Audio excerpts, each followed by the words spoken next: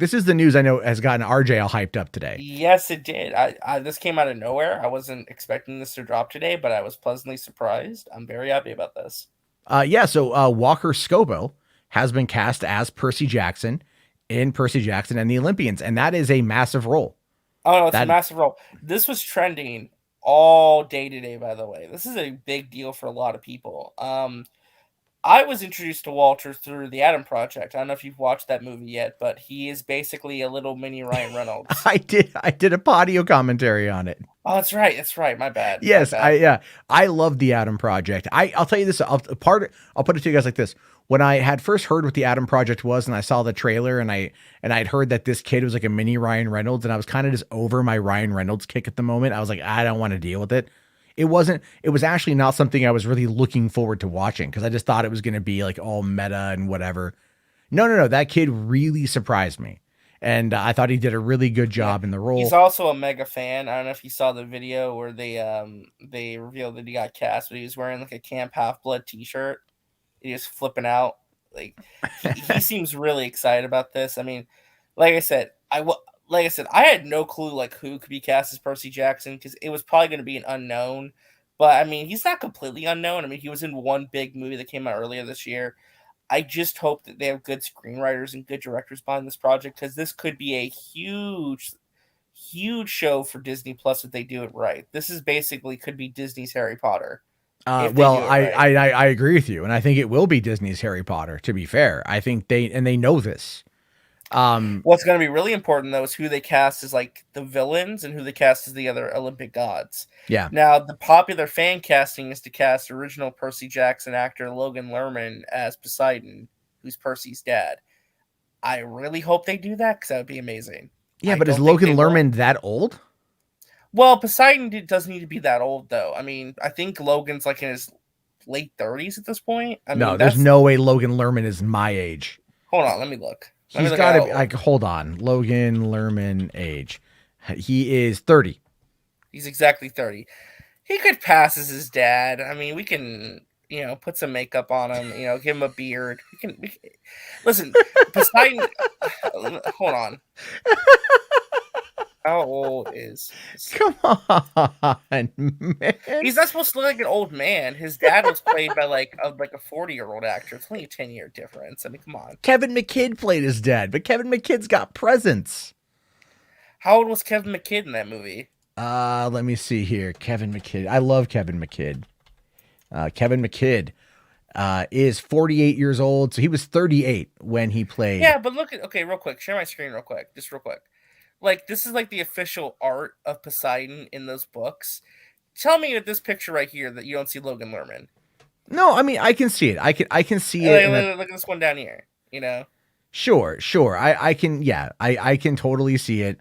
I mean, would it Um be a stretch? Yeah, but I mean, you it could would do be it. it would be a stretch. It would definitely be a thing where I think it I might just I think. think it Well, might I break. think. Yeah, I just think they're going to cast some high-profile actors. I think Probably maybe. because it's going to be they're going to be in it, and then look if each season is a new book, then obviously Which it's is going to do smart. its own That's thing. smart, by Yeah, the way, to turn each season into a book. that makes a lot of sense here, though. I really does, and I think I know you disagree, but I like both movies. I think the first one is way better than the I sequel. think the first one is okay, even though it's nothing like the book. The second movie was horrible, though. Again, the comparison I said is imagine if in the second Harry Potter movie he fought like a reincarnated Lord Voldemort and beat him. Like it ruins the whole series and all the tension. Like you don't do that, Well, do you So think that is because they figured out they probably weren't going to be able to do any more, and they just wanted to kind of end it all there? I didn't even feel like a proper ending though either. At the same Yeah. time, I've only seen the second one time. I saw it in theaters when it came out. I seen the first one a lot more than the second one. The Yeah. second one's not one I'd like to go The back well, to the and first the watch. first movie is what introduced me to not only Kesha but Lady Gaga. Was Lady Gaga? Lady Gaga, yeah, Just Dance was when they go to the one club in the movie. It was playing. And then I Oh, think okay, yeah, Kesha's yeah, like TikTok at one point played. yeah. Well, the So first movie had a decent cast. You had Pierce Brosnan, you had Uma Thurman, you had Steve Coogan, you had Rosario Dawson. yeah, it's Kevin Um, McKidd. was Sean Bean in there? Sean Bean, I believe so. I think he was Zeus. I think he was Zeus. So Well, and also who directed the first it was movie? Chris Columbus. Yeah. Exactly. So What? like it's like Well, oh it's here weird though, but because the first Harry Potter movie was a lot more faithful to the books compared to the first Percy Jackson well movie. the The same first Harry director. Potter the first Harry Potter book was only 276 pages, right? Now I don't know how long the first Percy Jackson book is. The reason why I talk about like the length of the book is that like the story was way more streamlined in the first book. You know, it was just like they're at a school, generally at a pretty singular location. The vast majority of the story, they shoot That around is that true. In the first Percy Jackson book, they do travel a lot. they They're travel traveling all across the all across the country. Yeah. country. Yeah. So it's like there's a lot more stuff that goes into that in regards to all the set pieces and everything else.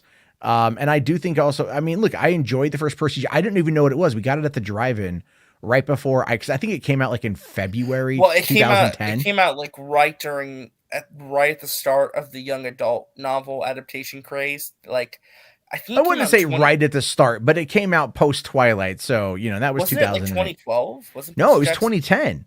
Was it It was 2010? 2010. It was like go Google it. I think it Wow. was like February Yeah. 2010 if I remember correctly, because I remember it was one of the last movies we had at the drive-in before I quit to move to LA.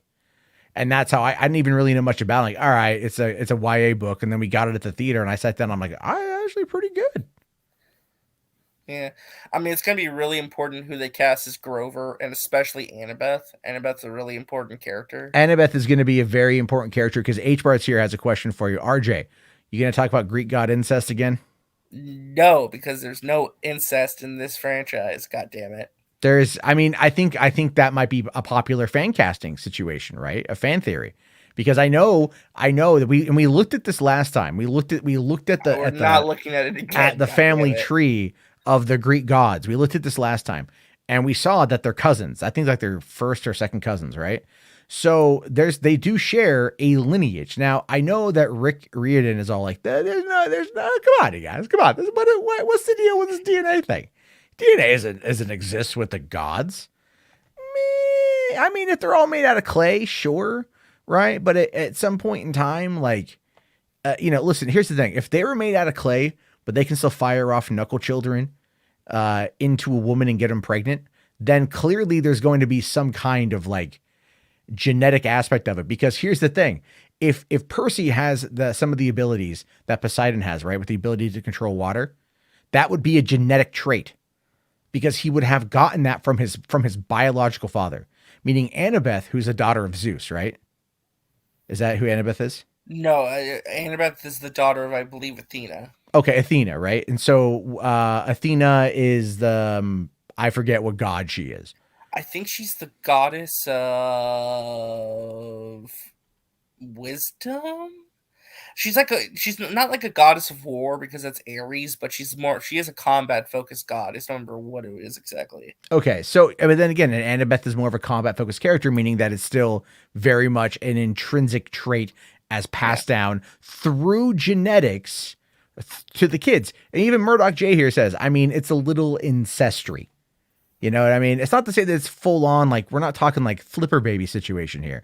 But what we are discussing, though, is the fact that they're going to have to they're going to probably I think what they're going to do is they're probably going to like change the lineage or something. They're going to have to like Well, you do know what I love something. about this too, though? They actually cast a kid because I loved Logan Lerman, but he was like older, high school age. Like Walker Scobell is like 13 years old. Like he is a kid, and Percy Jackson, I think, in the first book is meant to be like 12 or 13 exactly. So they're Yeah. gonna cast age appropriate kid. They're gonna, But he was and they're like gonna, 16 in the movie. yeah, no. I think in the first movie he was meant to be like he was like at least like 17, 18. He was playing like a 15-year-old or something. It was weird, you know. Because they were setting him up to have sex with his cousin and they couldn't make it a kid. That's what it was, man. Fox No, is God damn it, anti-pedophilia. no. That's the point. Ah, damn it. Dude, My only concern for this is that for the pilot, they're having James Bobbin direct, and he's kind of hit or miss. James Bobbin is hit or miss. I'm not the biggest fan of his work. I think he did the Muppets movie, which I liked. But He did something else for Disney Plus called the Mysterious Benedict Society, which I've yeah, heard nobody talk about. I know he directed like one episode of that, the pilot episode of that, and I've heard nobody talk about it. So, Well, one of the things I saw in the chat was someone saying that they hope it doesn't turn out like Artemis Fowl, but this is a series and not a also movie. the creator is also heavily involved. Like Riordan's like writing the show, I believe. Yeah, so I think you're going to get a lot of stuff there. A lot of very accurate to the book type stuff, and that's going to be good for the fans. And look, here's the thing with that: Again, if you play you do it right, you play your cards right, this is going to be big, especially as a weekly show. It's going to be huge. Oh no, 100%, 100%. I actually feel like it could actually, like, this could do for Disney Plus what Harry Potter series could do for HBO Max. But it's because it's not as big, but it has the potential of becoming even bigger than it could have ever possibly that nostalgia from people my age who grew up reading the books in That's middle true. school. And then so I mean, I'm excited for it. For one, I like Greek mythology. Two, I thought the stories from the movies I thought were fun. I want to see them expanded. I want to see it treated more like the books were originally written and not, always, because there's always going to be concessions made for these kind of adaptations. But at the same time, I'm like, you know what, screw, man, it'd be a fair amount of fun to dive into this and to see what happens next.